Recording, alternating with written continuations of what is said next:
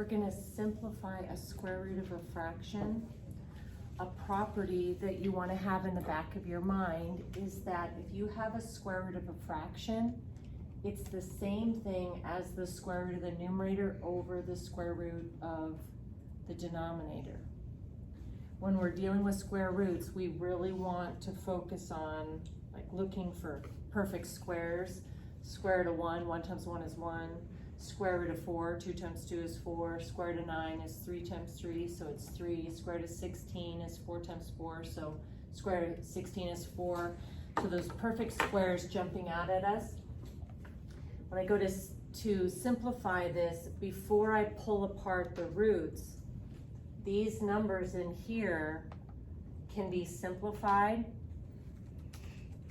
So I'm going to simplify by dividing the top and bottom by 2.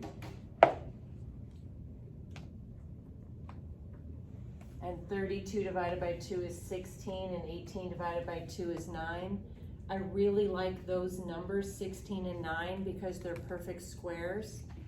So I'm going to now take the square root of a fraction and pull it apart and make this the square root of the numerator over the square root of the denominator.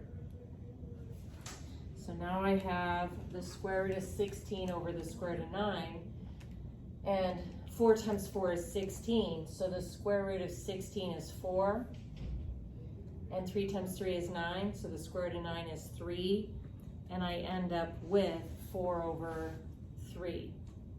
We're going to go through just a few more.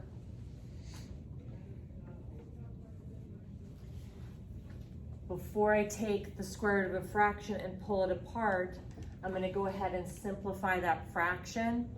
20 and 125 are both divisible by 5, since the numbers end in a 5 or a 0.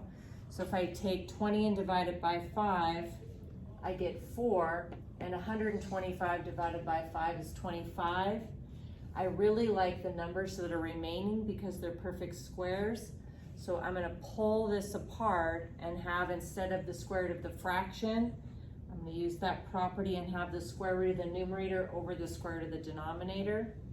Now the square root of 4 is 2, and the square root of 25 is 5, and so our answer is 2/5.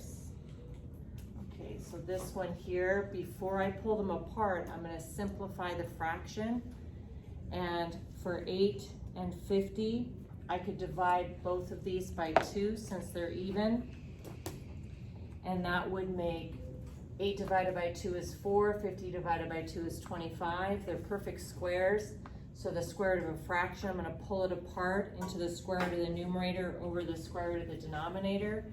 The square root of 4 is 2, and the square root of 25 is 5, and we have that one simplified. Okay, then let's look at one more. I'm going to do this 2 different ways. In general, yes, you want to simplify the fraction before you pull it apart. But if the numbers that are sitting there are already perfect squares, then you might want to go ahead and pull apart the square root of the fraction and make it the square root of the numerator over the square root of the denominator. Either way is fine.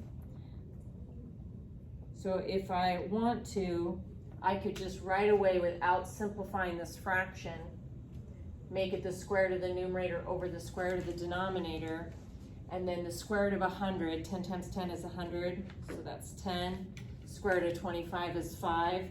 Now the final fraction, since I didn't simplify beforehand, I'm going to have to simplify after, and 10 divided by 5 is 2.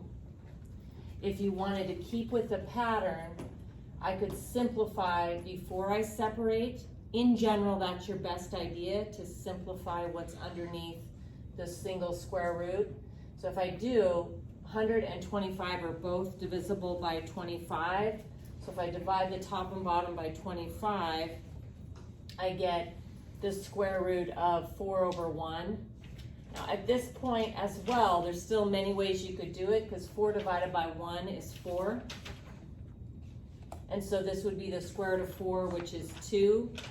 Or you could stick with our rule And you could do the square root of 4 over the square root of 1, which is then 2 over 1. So either way, but the square root of 4 ultimately is 2. The problems that we're dealing with here, once you get the fraction simplified underneath the single root, what's remaining is a perfect square. That is not always the case. That's why this is problem type 1. These ones are a little bit easier since they are, when you're done, what's remaining is a perfect square. But later we'll cover what happens if, after you simplify the fraction and what's sitting there is not a perfect square, now what do I do? But for now, there'll be perfect squares after you simplify your fraction.